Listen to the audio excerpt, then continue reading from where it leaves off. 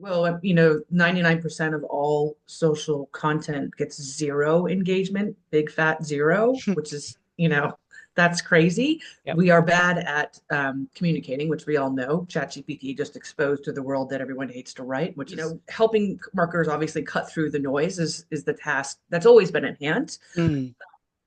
The onus on us is obviously much bigger because spam is everywhere. We're allergic to clicking because we've been advertised, ad nauseum. Yep. I think you guys all, will probably remember, but the old marketing adage was the rule of seven. Hmm. A consumer had to hear, watch, Yes. or catch the idea right 7 times Yep. before it sunk in, they made a decision.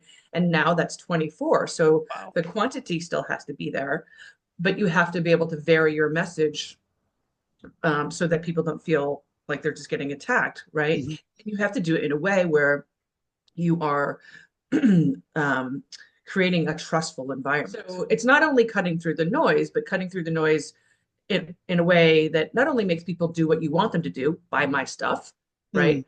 But in my role, it's also evangelize my product. For what performs well for you specifically, we're studying the patterns of the words, the grammar, the sentence structure, the Mm. tone, Hmm. some other characteristics, but figuring out like the DNA of what Hmm. we call John Paul's voice model specifically. Once we have it, now we ask you to ingest long form content for it to analyze. Hmm. So it could be text like a blog, a newsletter, press Hmm. release, etc. Hmm. It could be a podcast, so an audio file. Hmm. It could be this workshop that we're Okay. doing here, Fantastic. right? Fantastic. Yep. Any piece of video. Yep. And what it's doing is it's taking your model, and the Yep. model is reading the Yes. the the blog, or it's reading the transcript of the video, doesn't matter, either one. And it's trying to find, okay, where are sentences, phrases, chunks that meet what's in the model. And Mm. it's going to find them and do two things. It's going to lift out the quotes first, Hmm. like direct quotes of you, Hmm. and put a short link back to the blog, or cut up the video with exactly who said that quote with a link back to wherever you want the video to be seen. And then it will also rewrite that content in a way that it knows the algorithms on the social channel that you've asked us to analyze, All right.